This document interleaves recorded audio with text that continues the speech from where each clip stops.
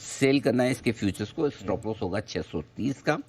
Target जो बनेंगे दीप 603, 592 और 580। इसके भी टारगेट मैंने थोड़े बड़े दिए हैं पोजिशनली बिकवाली करने के लिहाज से। कई बार लोग अभी मैं वीकेंड पे कुछ ट्वीट्स पढ़ भी रहा था, बोले सर कई बार आप जो देते हो स्टॉक ऑफ द डे उसके टारगेट खुलते ही हिट हो जाते हैं। तो क्या करें? बहुत बढ़िया सवाल था। तो मैंने कहा मैं जवाब दे दूंगा आपको जब मंडे पर मतलब गुरुवार को बैठूंगा।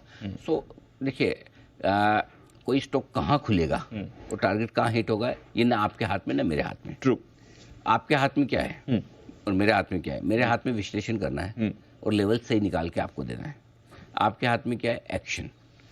कोई ज़रूरी नहीं है कि अगर वहाँ आ गया तो आपको करना ही करना है। करेक्ट भाई, अगर मेरे हाथ में होता तो मैं सारे स्टॉक्स सुबह 9 बजे डे लो पे खुलवाता और 3:30 बजे डे हाई पर बंद करवाता। यस बराबर है। करेक्ट। लेकिन वो हो नहीं सकता ना जी।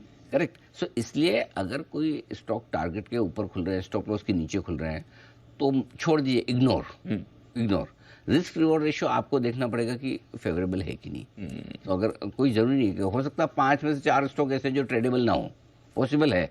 लेकिन कई बार फिर भी लोगों को लगता है फिर मैं क्यों दे रहा हूँ। ठीक है, आप नहीं ले पाए।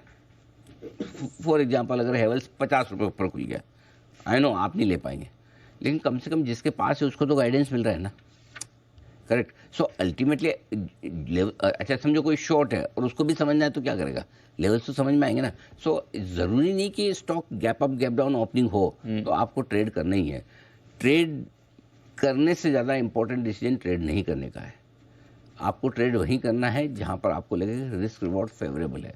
अगर बहुत ज़्यादा गैप अप गैप डाउन होती है तो छोड़ दिया, उसके बाद भी और बढ़ जाए घट जाए तो दुखी मत होइए, कोई बात नहीं। कुछ लेके नहीं गया ना, आपका पोटेंशियल प्रॉफिट गया है, लॉस तो नहीं हुआ ना। करेक्ट। तो इसलिए कहाँ खुलेगा, क्या एक्शन होगा, ये किसी के हाथ में नहीं है। इसलिए अगर बहुत ज़्यादा गैप अप गैप डाउन हो तो छोड़ दिए, इग्नोर। ये बता देता हूँ।